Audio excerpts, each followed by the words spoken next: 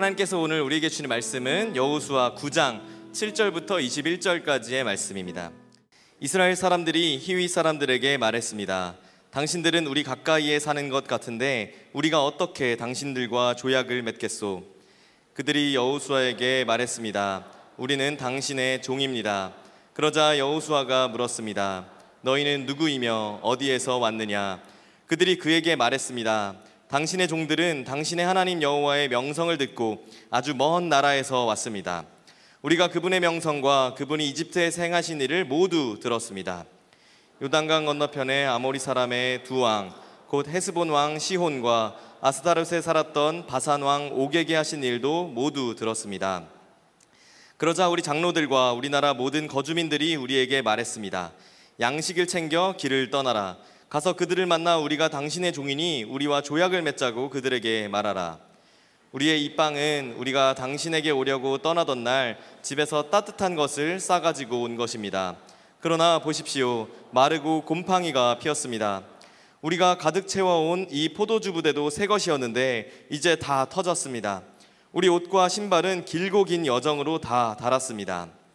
그러자 이스라엘 사람들은 그들의 양식을 취하고 어떻게 해야 할지 여호와께 묻지 않았습니다. 그리고 여호수아는 그들과 화친을 맺어 그들을 살려준다는 언약을 맺고 회중의 지도자들도 그들에게 맹세했습니다. 기브온 사람들과 조약을 맺은 지 3일 뒤 이스라엘 사람들은 그들이 이웃이며 그들 가운데 살고 있다는 것을 들었습니다. 그러자 이스라엘 사람들이 길을 떠나 3일 길을 가서 기브온 사람들의 성에 이르렀습니다. 그들의 성은 기브온, 그비라, 브에롯, 기럇 여아림이었습니다. 그러나 회중의 지도자들이 이스라엘의 하나님 여호와를 두고 그들에게 맹세했기 때문에 이스라엘 사람들은 그들을 죽일 수 없었습니다. 온 회중이 지도자들을 원망했습니다. 그러자 모든 지도자들이 온 회중에게 대답했습니다. 우리가 이스라엘의 하나님 여호와를 두고 그들에게 맹세했으므로 그들을 칠 수 없다. 우리가 그들에게 할 수 있는 것은 이것이다. 우리가 그들에게 맹세한 그 맹세 때문에 우리에게 저주가 임하지 않도록 그들을 살려주는 것이다. 우리 함께 읽겠습니다. 지도자들이 이어 말했습니다. 그들을 살려두어 온 회중을 위해 나무를 패고 물 깃는 자로 삼으라. 이렇게 해서 지도자들이 그들에게 말한 대로 이루어졌습니다. 아멘. 스포츠나 문화계에는 소포머 징크스라는 말이 있습니다. 소포머 슬럼프라고도 이야기하는데요. 데뷔한 지 1년 차 때는 굉장히 좋은 성적을 내고 좋은 작품을 만들던 사람이 2년 차가 되면 갑자기 부진해지는 것을 일컬어서 이 소포머 2학년 징크스다라고 이야기를 하는 것이죠. 여러 가지 이유가 있겠지만 1년 차를 지나면서 아주 훌륭한 1년 차를 보냈는데 본인은 너무 만족하는 거예요. 나 너무 잘한다. 나도 여기서 먹히는구나. 본인 스스로는 만족하는데 그 선수를 바라보는 다른 사람들은 오히려 나를 가는 거죠. 칼날을 갈고 정말로 저 사람은 어떻게 하면 공략할 수 있을까 전략을 짜서 나오니까 2년 차 때에는 1년 차의 실력만으로는 할 수가 없다라는 것을 경험하게 되는 것입니다. 그러니까 쉽게 말하면 1년 차의 성공이 가져온 교만이 스스로의 유기를 자초하게 만드는 것이죠.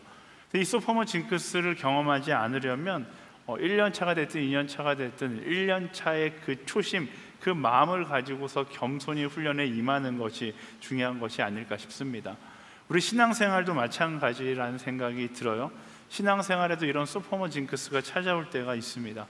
우리가 어렵고 힘들 때 처음 하나님을 만났던 그 순간에는 정말로 뜨거웠습니다. 그리고 신앙생활을 처음 시작할 때는 날마다 예배하는 것이 기쁘고 기도의 자리가 즐거운 자리였고 말씀을 펼칠 때마다 눈물이 흘렀는데 막상 하나님의 은혜 가운데 모든 것이 채워지고 평안하고 안정되어지면 이 영적 긴장감이 느슨해지기 시작하면서 영혼의 우리의 신앙의 소포머 징크스 위기가 찾아오는 것이죠. 실제로 그런 신앙생활의 패턴을 경험하는 사람들도 많이 있습니다. 교회도 마찬가지죠. 교회의 부흥과 쇠퇴를 보면 교회가 언제 부흥했습니까? 굉장히 예수 믿기 힘들고 신앙생활하기 힘들 때는 교회는 뜨겁고 부흥했었습니다. 초기 기독교 공동체가 핍박 속에서 힘들 때에는 정말로 순수한 믿음을 지키기 위해서 노력했고 그 노력에 의해서 부흥했던 것을 볼 수 있습니다. 그러나 로마 제국의 공인을 받은 후 예수 믿기가 편해지고 기독교가 다수가 되기 시작하면서 어떤 일이 일어나기 시작해요? 기독교가 세속화되기 시작하고 변질되기 시작하고 쇠퇴하기 시작하는 것입니다. 이게 중세교회의 이야기뿐만 아니라 오늘의 교회도 마찬가지죠. 100년 전 유럽의 교회, 100년 전 미국의 교회, 100년 전 한국의 교회, 정말로 예수 믿기 힘든 그 시절에는 뜨겁게 모든 교회가 부흥했는데 어느 순간 예수 믿기 쉬운 세상이 되어가고 내 인생 가운데 평안하고 안정적인 삶이 찾아오기 시작하니까 이 예배에 대한 온도, 하나님을 향한 열정이 점점 식어가는 것이 오늘날 반복되어 나타나고 있다라는 것입니다. 우리는 그래서 평안한 자리에서, 성공의 자리에서, 빛나는 자리에서 오히려 이 영적 긴장감을 가질 수 있어야 하는 것입니다. 이 영적인 긴장감을 놓아버린 현상을 교만이라고 이야기하고, 우리가 이 영적인 긴장감을 마지막까지 붙들고 있는 것을 우리는 겸손이라고 이야기하는 것입니다. 우리가 이 교만을 어떻게 하면 우리에게 멀리하고 겸손을 간직할 수 있는가, 이 신앙의 영적 긴장감을 유지하는 것이 우리 신앙 가운데 굉장히 중요한 포인트이다라는 것입니다. 여러분, 신앙의 위기는 앞서 이야기했듯이 힘들 때 찾아오지 않습니다. 오히려 우리가 박수 받는 자리에서, 찬란한 영광의 자리에서 신앙의 위기가 찾아온다는 것을 기억하고, 여러분의 인생 가운데 평안하다라면, 아니 여러분의 인생 가운데 승승장구 잘 나가고 있다라면 영적인 긴장감을 가지고서 교만하지 않도록 노력할 수 있어야 한다라는 것이죠. 이스라엘 민족, 오늘 말씀에 나타난 여호수아 이스라엘 백성들도 계속해서 교만했다 겸손했다, 교만했다 겸손했다, 지금 업다운을 반복하고 있습니다. 오늘도 마찬가지예요. 그들이 여리고성에서 승리한 다음에 교만해졌다가 다시 아이성 전투에서 겸손해졌다가 다시 말씀에 서서 승리해서 승승장구하는데, 오늘 말씀은 이제 다시 교만해질 타이밍이죠. 회개도 했고 아이성 전투에서 승리도 했고 명성도 회복했습니다. 그래서 주변에 있는 가나안 민족들이 이스라엘의 전진을 두려워하고 있는 상황 가운데 있는 거예요. 근데 그 순간 위기가 찾아옵니다. 이스라엘 민족은 그 순간 더욱더 영적인 긴장감을 가져야 되는데 영적인 긴장감을 풀어버리자 교만의 위기가 찾아오는 것이죠. 7절과 8절 말씀 함께 읽어볼까요? 시작. 이스라엘 사람들이 히위 사람들에게 말했습니다. 당신들은 우리 가까이에 사는 것 같은데 우리가 어떻게 당신들과 죄악을 맺겠소? 그들이 여호수아에게 말했습니다. 우리는 당신의 종입니다. 그러자 여호수아가 물었습니다. 너희는 누구이며 어디에서 왔느냐? 아멘. 오늘 말씀에 보니까 어떤 날에 허름한 차림을 한 사람들이 여호수아와 이스라엘의 리더들을 찾아옵니다. 그리고 자신들을 소개하는데 우리는 아주 먼 나라에서 온 나그네들입니다 라고 소개해요. 그러면서 긴 거리를 여행하느라 낡아 빠진 옷과 마르고 곰팡이가 핀 빵을 보여주면서 이것이 우리가 멀리서 왔다라는 증거입니다 라고 이야기합니다. 사실 가나안 족속은 이렇게 타협할 수 있는 대상이 아니었거든요. 하나님께서 그들을 멸하라라고 말씀하셨기 때문에 그들은 화친의 대상이 아니라 진멸의 대상이었습니다. 이것을 알고 있었던 가나안 족속이 우리는 가나안 사람이다 라고 이야기하지 않고 우리는 먼 나라 사람이다 라고 이야기를 하면서 이스라엘 민족을 속이는 것입니다. 처음 이들을 만났을 때 이스라엘의 리더들과 여호수아는 의심했어요. 왜? 얼굴이 딱 봐도 가나안 사람들인 거죠. 그래서 우리가 어떻게 당신과 조약을 맺겠습니까? 당신은 우리 가까이 사는 사람들이기 때문에 우리는 당신과 조약을 맺을 수 없습니다 이렇게 이야기해요. 그러자 그들이 여호수아에게 말하기를 아닙니다. 우리는 먼 나라에서 왔고 우리는 당신들의 종입니다 라고 이야기를 하는 것입니다. 그리고 이 한마디에 이스라엘 민족의 영적 긴장감이 쫙 풀리기 시작해요. 뒤에 보이는 이 성경 구절을 보면 저는 이 우리말 성경이 이 장면에서 굉장히 번역을 잘했다라고 생각이 들거든요. 보세요. 우리가 어떻게 당신들과 조약을 맺겠소? 이때까지는 존중의 뉘앙스가 느껴져요. 우리가 어떻게 당신들과 조약을 맺겠습니까? 라고 그 존중의 뉘앙스가 느껴지는데, 그러면서 우리는 당신의 종입니다 라고 이야기하니까 그 말을 들은 여호수아의 답은 어때요?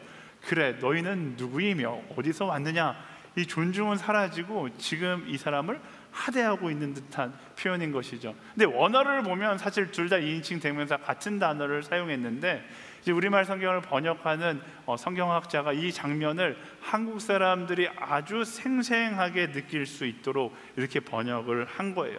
그러니까 종이라는 한마디에 이스라엘 민족의 강자의 여유가 생겨나는 그 교만의 순간을 이제 느낄 수 있도록 이렇게 번역을 한 것이죠. 여러분, 이것이 바로 관계적 교만, 즉 우월감을 이야기하는 것입니다. 이스라엘 민족은 이집트에서 종으로 살았었기 때문에 이 종이라는 단어에 굉장히 민감하게 반응했을 거예요. 그리고 스스로가 종이라고 이야기하는 사람들의 이야기를 듣자 기분이 좋은 거죠. 머릿속으로 계산하는 거예요. 너가 종이면 나는 주인이겠네? 아, 주인은 종보다 위에 있는 사람이야. 이러면서 순간 영적인 긴장감이 풀어지고 관계적인 교만이 찾아오는 것입니다. 한국 사람으로 예를 들면, 한국 사람은 만나면 제일 먼저 뭘 물어봐요? 나이 how old are you를 물어보잖아요. 그러면서 나보다 어린 순간 나의 긴장감을 풀어버리는 것과 비슷한 그런 뉘앙스로 생각하시면 될 것 같아요. 이스라엘 민족과 여호수아가 그런 우월감에 빠져서 경계심을 풀어버린 거예요. 야, 저 종따이가 우리를 속일 수 있겠어? 이렇게 안일한 마음으로 무장해제해 버린 것이죠. 이처럼 관계적인 교만, 우월감은 어리석은 결과를 가져오게 되어 있습니다. 그래서 우리는 이 관계적 교만에 대해서 경계할 수 있어야 하는 거예요. 관계적 교만이 언제 찾아옵니까? 내가 상대보다 높은 위치에 있다라고 생각하면 찾아오는 거예요. 내가 상대보다, 쟤들보다 내가 낫지, 내가 갑의 존재지라고 생각하는 순간 이 관계적 교만이 찾아오는 것입니다. 근데 여러분 기억하세요. 갑과 을의 관계는 사람이 만든 관계이지 하나님께서 의도한 관계가 분명히 아니다라는 것입니다. 하나님은 우리를 갑과 을의 관계로 규정하지 않으세요. 하나님께서 창조한 모든 사람들은 수평적인 존재이고 서로 보완하는 존재이고 서로 함께하는 존재인 것입니다. 그런 창조의 섭리 가운데 관계적 교만, 우월감은 단순히 자연스러운 감정이 아니라는 사실을 우리가 기억해야 하는 것입니다.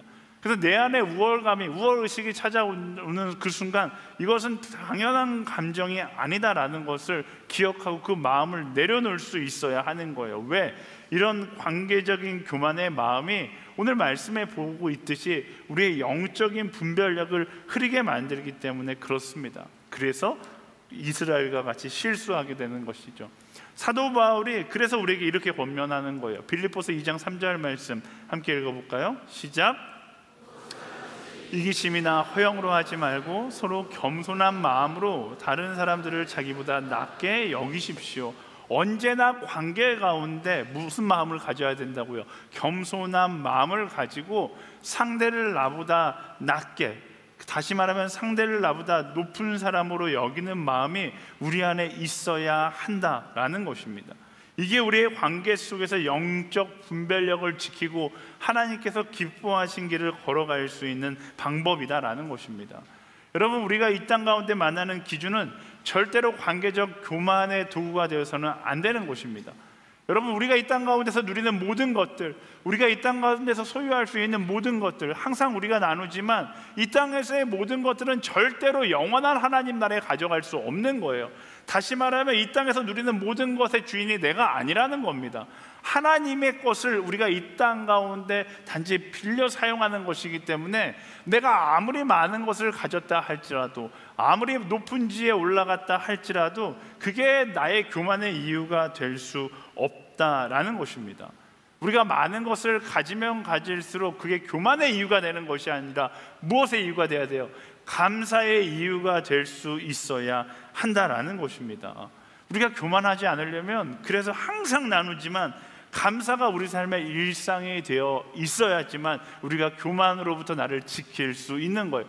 누가 분별력이 있는 사람입니까? 감사하는 사람이 분별력이 있는 사람인 것입니다. 여러분, 빛이 없으면 어둠이 가득하다는 것을 우리가 알게 되는 거잖아요. 어둠이 기본적인 상황이고 빛이 있기 때문에 어둠의 영향력이 존재할 수 없듯이 감사도 마찬가지예요. 우리는 죄인이고 연약한 존재이기 때문에 우리는 당연히 교만해질 수밖에 없는 존재예요. 근데 이 교만해질 수밖에 없는 상황 가운데 무엇이 있는 것입니까? 감사라는 빛이 있는 것이죠. 그래서 우리의 교만이 활동할 수 없게끔 만드는 것이 바로 감사의 능력인 것입니다. 그래서 교만해지지 않기 위해서 우리는 우리 삶 가운데 끊임없이 감사를 고백하고 끊임없이 하나님을 향하여 감사를 노래할 수 있는 사람이 되어야 하는 것입니다. 물론 우리는 세상 속에서 하나님의 자녀라는 강한 자존감을 가지고 살아가는 사람입니다. 하지만 그 강한 자존감이 남들보다 높아 보이고 싶은 자존심이 되어서는 안 되는 것이죠. 그리고 자존감의 사람에게 언제나 존재하는 두 가지 키워드가 있다면 무엇일까요? 지금 앞서 이야기했던 첫 번째 감사, 두 번째 겸손인 것입니다. 하나님께서 우리에게 주신 자존감은 언제나 이 감사와 겸손과 함께 하는 거예요. 만약 나는 자존감이 있는데 난 자존감의 사람이야, 근데 내 삶 가운데 감사가 없고 겸손이 없다라면 여러분 잘못 알고 계신 거예요. 그 사람은 자존심의 사람인 것입니다. 사랑하는 여러분, 자존감의 사람들이 되기를 축복합니다. 그 자존감의 사람이 되기 위해서 우리는 경계해야 돼요. 끊임없이 교만함이 우리에게 틈타지 않도록 경계해야 되는데 어떻게 경계해야 하는가? 바로 세상의 칭찬과 인정 앞에서, 세상의 박수 앞에서 그것을 내가 가로채려는 것이 아니라 항상 이야기했듯이 하나님께 돌릴 수 있는 사람이 되어야 하는 것입니다. 왜? 박수와 칭찬은 나를 교만하게 만드는 아주 중요한 도구거든요. 내가 그 박수를 받고 내가 그 영광을 받으면 나는 교만해져서 패망의 길로 갈 수밖에 없는 거예요. 제가 세상의 칭찬을 폭탄에 많이 비유하는데요, 이 폭탄은 절대로 내가 감당할 수가 없는 거예요. 세상 사람들이 나에게 막 박수 쳐주는 거 좋죠. 하지만 여러분들, 폭탄을 세상 사람들 아주 자연스럽게 여러분에게 넘겨준다고 생각해 보세요. 굉장히 부담스럽고 두렵겠죠. 어떻게 해야 될까요? 이 폭탄을 하나님께 던지는 거예요. 그게 바로 주님께 영광을 돌리고 나를 지킬 수 있는 방법이다라는 것입니다. 세상에 박수 쳐준다고 해서, 세상에 나를 인정해 준다고 해서, 세상에 나를 높여준다고 해서 그저 나 좋다고 머무르면 여러분의 인생 가운데 감사와 겸손은 사라지고 교만이 가득 찰 수밖에 없고 그 교만으로 인하여 터져버리는 인생이 될 수밖에 없는 것입니다. 어떻게 해야 된다고요? 오직 주님께 영광을 외치는 사람들이 될 수 있어야 하는 것입니다. 그것이 우리가 살 수 있는 길이에요. SNS 청년들이라면 다 아시겠지만 누군가 여러분들에게 칭찬하면 그냥 고맙습니다 한마디 한 다음에 주님께 영광을 외치고 그 모든 칭찬을 하나님의 영광으로 돌릴 수 있는 사람들이 되기를 소망합니다. 그렇게 여러분의 겸손을 지키고 여러분의 감사를 지켜 교만으로부터 여러분을 방어할 수 있는 그런 그리스도인들이 되기를 예수님의 이름으로 축원합니다. 우리 옆 사람에게 선포하겠습니다. 주님께 영광을 돌릴지어다. 아멘. 한 번 더 선포할 때 겸손하게 좀 살지어다. 아멘. 우리 14절과 15절 말씀 함께 읽어보겠습니다. 시작. 그러자 이스라엘 사람들은 그들의 양식을 취하고 어떻게 해야 할지 여호와께 묻지 않았습니다. 그리고 여호수아는 그들과 화친을 맺어 그들을 살려준다는 언약을 맺고 회중의 지도자들도 그들에게 맹세했습니다. 아멘. 이스라엘의 관계적 교만이 더욱더 큰 교만으로 이어지고 있습니다. 14절 말씀이 이야기하듯이 근본적인 이스라엘의 잘못은 하나님께 묻지 않았다라는 것입니다. 관계적 교만을 넘어서 그들은 자신의 경험과 지혜로 충분히 이 상황을 판단할 수 있다라는 착각에 빠진 거죠. 이것 또한 다 또 다른 교만입니다. 어떤 교만인가? 바로 지적 교만, 쉽게 말하면 자기 확신의 교만인 것이죠. 낡은 옷과 곰팡이가 핀 옷, 터진 포도주 부대, 모든 증거가 눈에 보이기엔 완벽해 보였습니다. 그리고 이스라엘 민족을 생각하는 거예요. 굳이 이런 사소한 것까지 하나님께 물어볼 필요가 있는가? 이 정도는 나도 분별할 수 있고 나도 안다, 이 정도는 나도 안다라는 이 지적인 교만함이 무엇을 막아버린 겁니까? 하나님께 물어야 되는, 하나님께로 나아가는 그 길을 막아버린 것이죠. 이 지적 교만함이 정말로 위험한 거예요. 신약 성경에 보면 이 지적 교만함이 드러나는 장면이 있습니다. 마태복음 8장에 예수님과 제자들이 함께 배를 타고 가는 장면이 나오죠. 예수님께서 피곤하셨는지 아니면 제자들을 시험해 보시려고 하셨는지 배 한편에서 주무십니다. 제자들은 신이 났어요. 왜? 제자들의 거의 대부분이 어부 출신이기 때문에 배는 내가 예수님보다 잘 알아, 이 마음으로 배를 몰고서 강 건너편으로 가고 있었어요. 그때 풍랑이 일어나기 시작합니다. 제자들이 처음에는 자신만만했겠죠. 이 정도 특히 남자들은 그런 게 허풍이 있잖아요. 이 정도 풍랑은 내가 경험했던 풍랑에 비하면 아무것도 아니야. 내가 알아서 할게. 그러다가 감당할 수 없는 풍랑이라는 사실을 알게 되고 죽을 지경에 이르자 그제서야 예수님을 깨우면서 왜 예수님 우리가 죽게 되었는데 돌아보지 않습니까? 라고 화를 내는 장면이 있습니다. 이 장면이 무엇을 이야기하는 겁니까? 우리의 경험과 지혜가 아무리 뛰어나도 결국 하나님께 묻는 기도를 대신할 수 없다라는 거예요. 내가 아무리 많은 지식이 있고 아무리 많은 경험이 있다 할지라도 결국 예수님을 대신할 수는 없다라는 것입니다. 오히려 내 생각, 내 판단이 가장 확실해 보이는 그 순간이 기도해야 될 자리이고 우리가 경계해야 될 순간이다라는 것. 그때 한 번 더 하나님께 물어볼 수 있어야 한다라는 것입니다. 말씀드렸듯이 지적인 교만, 자기 확신의 문제는 우리로 하여금 기도하지 않게 만든다라는 거예요. 기도의 자리로부터 점점 멀어지게 만든다라는 것입니다. 이 정도는 나도 안다, 이 정도는 하나님께 묻지 않아도 된다 라는 자기 확신에 차서 기도의 자리를 찾지 않고 스스로 길을 선택하며 나아가는 것이죠. 그러다가 어느 순간부터 내 지식이 하나님의 지식보다 크다라고 착각하는 자기 확신의 교만에 빠져 살아갈 수밖에 없는 것입니다. 여러분 보세요. 우리가 엄청난 문명의 발전을 경험하고 있습니다. 그런데 이 문명의 발전과 함께 반비례해서 사라지는 것이 무엇이에요? 기도의 자리는 점점 사라지고 있다라는 것을 우리는 몸소 체험하고 있잖아요. 예배의 자리 가운데 기도하는 사람들의 숫자는 기하급수적으로 줄고 날마다 새벽을 깨어 기도했던 사람들의 숫자는 점점 줄고 있어요. 주중에 교회에 와서 기도하는 사람들의 숫자는 점점 줄고 주일날 예배 가운데 기도를 조금이라도 길게 하면 왜 이렇게 기도를 길게 하냐라고 수많은 이메일들이 날라옵니다. 문명은 발전하는데 점점 기도하고자 하는 마음은 줄어드는 것이 오늘 세상의 모습인 거예요. 여러분 이것이 무엇을 의미합니까? 자기 확신의 교만, 지적인 교만에 충만하다 보니까 점점 하나님의 자리가 사라져가고 있다라는 것입니다. 여러분 우리는 반대로 생각할 수 있어야 하는 거예요. 이 시대는 기도하지 않으면 살아갈 수 없는 시대라는 것을 우리는 인지해야 합니다.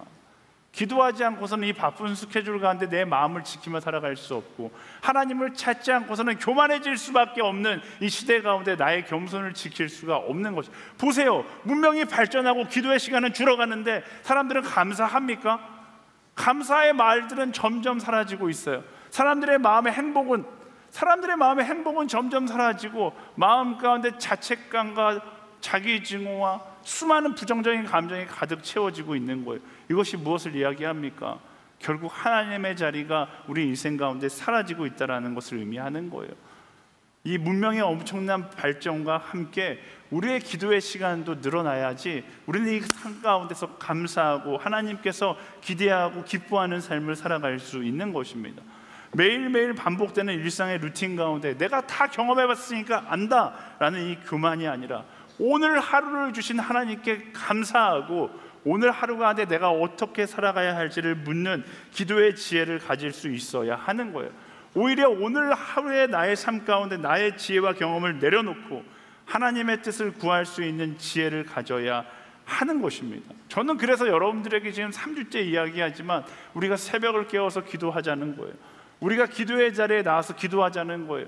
여러분들이 기도의 루틴을 만들자는 거예요. 어떤 특별한 시간을 만들어서 1년에 한 번 기도하는 것 물론 필요하겠죠. 하지만 그것보다 더 중요한 건 나의 하루 가운데 나의 매 삶의 순간순간 기도의 루틴을 만들어 하나님께 묻고 하나님께 질문하는 그 기도의 습관을 가지고 살아가는 것이 너무나 중요하다라는 겁니다. 잘 알고 있다고 착각하지 마세요. 여러분 제가 다이어트 하는 사람들, 실패하는 사람들을 보면 몰라서 다이어트에 실패할까요? 아니요. 너무 잘 알아서 실패해요.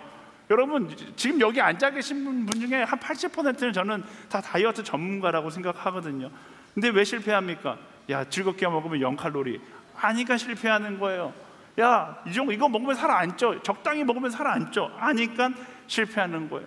적당히 그냥 나의 지식에 의존하면서 가다 보면 어느새 실패한 나의 모습을 발견하게 되는 거죠. 전문가에게 묻고 짜여진 트레이너가 만들어준 식단대로 살아가면 그때 다이어트가 되는 것처럼 적당히 알아서 내 마음대로 살아가려고 하면 우리 인생은 실패할 수밖에 없어요. 그게 아니라 어떻게 해야 돼요? 하나님께 묻고 하나님께서 말씀해 주시는 그 방향을 향해 나아갈 수 있어야 하는 것입니다. 그래서 기도의 루틴을 만들고 기도하는 삶을 살아가는 것이 중요한 거예요. 그래서 여러분들을 위해서 그 SNS 테크팀과 아윌에다가 새로운 기도 챌린지 앱을 만들었어요. 네, 보여주시겠어요? I will pray라는 기도 챌린지 프로그램을 만들었습니다. 여러분들이 주보를 보시는 아윌 앱을 보시면 몇 주 전부터 올라왔는데 아무도 관심을 안 이게 무슨 기능인지 아무도 모르시더라고요. 제가 굳이 설명을 해드리기 위해서 오늘 이 설교 가운데 끄집어냅니다. 아윌 앱을 보시면 이 기도 챌린지에 들어가셔서 여러분의 기도를 체크하실 수 있습니다. 기도 목표 시간을 설정하실 수 있고요. 나는 하루에 1시간, 15분, 20분, 30분 내가 하루에 몇 시간 기도하겠다라고 여러분 스스로 약속할 수 있고, 여러분이 그 물 마시는 앱처럼 내가 15분 기도했으면 15분, 5분 기도했으면 5분, 1분 기도했으면 1분 이렇게 체크하실 수 있어요. 그래서 여러분들이 기도한 목표 시간에 맞춰서 기도하시고 기도의 시간을 기록하고 매일 기도 제목을 작성하고 또 올라오는 공동체의 기도 제목을 위해 함께 기도할 수 있는 프로그램을 만들었습니다. 우리 아윌 테크팀한테 우리 박수 한번 쳐줄까요? 네. 여러분들을 위해서 기도의 루틴을 만들기 위해서 만든 프로그램이니까 사용하시면서 정말로 기도하는 청년들이 되기를 소망합니다. 하나님께 묻는 청년들이 되기를 소망합니다. 나의 뜻, 나의 생각으로 결정하는 것이 아니라 하나님께 묻고 하나님의 뜻을 따라 나아가는 청년들이 되기를 예수님의 이름으로 축원합니다. 우리 옆 사람에게 선포하겠습니다. 기도하는 사람이 될지어다. 아멘. 세 번째 19절과 20절 말씀 함께 읽어보겠습니다. 시작. 그러자 모든 지도자들이 온 회중에게 대답했습니다. 우리가 이스라엘의 하나님 여호와를 두고 그들에게 맹세했으므로 그들을 칠 수 없다. 우리가 그들에게 할 수 있는 것은 이것이다. 우리가 그들에게 맹세한 그 맹세 때문에 우리에게 저주가 임하지 않도록 그들을 살려주는 것이다. 아멘. 그래서 결국 이스라엘 민족이 기브온 족속에게 속아서 죄악을 맺습니다. 사흘 뒤에 알게 되는 거예요. 아, 애들은 멀리서 사는 애들이 아니라 바로 앞에 사는 가나안 족속이구나 라는 사실을 알게 된 거죠. 이미 사고는 쳤고 문제는 발생했습니다. 우리가 진멸해야 할 대상과 화친 죄악을 맺어버린 것이죠. 그 순간 백성들은 지도자를 원망했고 리더십은 큰 위기에 처하기 시작합니다. 이런 절체절명의 위기 가운데 이스라엘 민족 그 리더들은 어떤 선택을 할 수 있었을까? 실수를 덮기 위해서 일단 사람들의 입을 막고서 죄악을 파기하고 그들을 진멸해버리는 방법을 선택하는 게 제일 쉬웠을 겁니다. 아니면 어떻게든지 그 죄악을 무효화하기 위해서 꼼수나 편법을 택할 수도 있었을 거예요. 그런데 오늘 말씀은 그런 것들을 선택하지 않고 오히려 모든 백성들 앞에서 이렇게 선포합니다. 우리가 이스라엘의 하나님 여호와를 두고 그들에게 맹세했으므로 그들을 칠 수 없다. 우리는 그들을 치지 않겠다 라고 선택하는 거예요. 자신의 잘못을 인정하지만 그리고 그 인정 앞에서 우리는 말씀을 어길 수 없다라고 선포하는 것이죠. 저는 이 장면이 너무나 멋지고 너무나 도전이 되었습니다. 그들은 자신들의 어리석은 과거의 실수를 덮기 위해서 또 다른 거짓말이나 편법을 사용하지 않습니다. 비록 그들이 속아서 한 맹세였지만 하나님의 이름으로 한 약속의 무게를 책임지기로 결단하는 것이죠. 이게 영적 긴장감을 가지고 사는 사람들의 모습입니다. 말씀을 떠나 생긴 실수를 세상의 방법으로 해결하는 것이 아닙니다. 인정하고 회개하고 거기서부터 우리는 다시 말씀대로 시작하겠다 결단하는 것이죠. 저는 이 결단의 모습이 이 시대 청년들 가운데 우리의 삶 가운데 분명히 있어야 된다고 확신해요. 우리의 삶 가운데도 이스라엘 민족과 같이 실패하는 순간들이 있습니다. 실수하는 순간들이 있습니다. 하나님께 묻지 않아서 잘못된 선택을 하고 후회할 때가 있습니다. 만남에 대한 후회를 하는 순간도 있고 취업에 대한 후회를 하는 순간도 있죠. 차마 입에 담기 어려운 실수를 했을 수도 있고요.